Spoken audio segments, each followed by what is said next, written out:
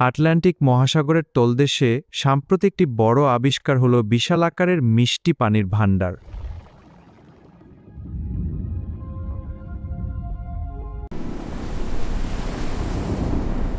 তারা সমুদ্রতলের নিচে এই পানির লবণাক্ততা সমুদ্রের পানির চেয়ে অনেক কম।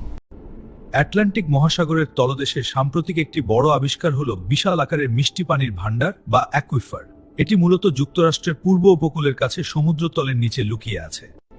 আবিষ্কারের বিবরণ: 2025 সালে ইন্টারন্যাশনাল ওশেন ডিসকভারি প্রোগ্রাম বিজ্ঞানীরা লিফবোট রবার্টে করে নিউ ইংল্যান্ডের উপকূলে ন্যান্টাকেট ও মার্থার ভিনিয়ার্ডের কাছে ড্রিলিং করেন। তারা সমুদ্রতলের নিচে 10 থেকে 16 ফুট প্রায় 3.4 মিটার গভীরতায় গিয়ে হাজার হাজার লিটার বা 13 লক্ষ গ্যালন পানি তুলে আনেন। এই পানির লবণাক্ততা সমুদ্রের পানির চেয়ে অনেক কম, কাছাকাছি পানীয় উপযোগী মাত্রায়। বয়স ও উৎপত্তি: এই পানি সম্ভবত 20,000 বছর আগের শেষ হিমযুগের সময়। তখন সমুদ্রপৃষ্ঠ নিচু ছিল, বরফ গলে মিষ্টি পানি মাটিতে ঢুকে পড়ে এবং পরে সমুদ্রের উত্থানে আটকে যায়। কাদামাটির অপরিব্যাপ্ত স্তর এটিকে সমুদ্রের লবণাক্ত পানি থেকে আলাদা করে রেখেছে। আকার: এটি বিশাল, সম্ভবত নিউ জার্সি থেকে মেইন পর্যন্ত বিস্তৃত এবং আগের অনুমানের চেয়েও বড় হতে পারে।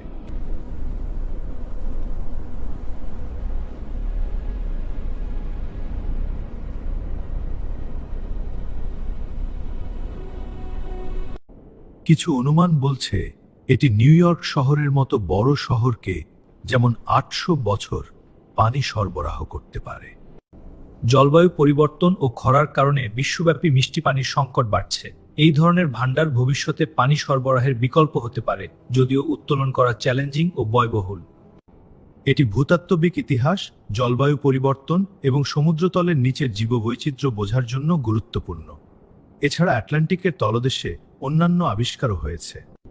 প্রাচীন লস্ট সিটি হাইড্রোথার্মাল ভেন্ট জীবনের উৎপত্তি সম্পর্কিত ক্লু।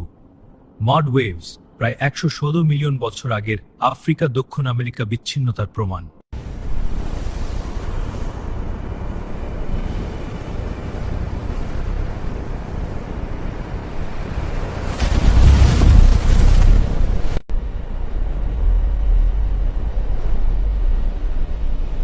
বারমুডার নিচে অস্বাভাবিক পুরু শিলাস্তর।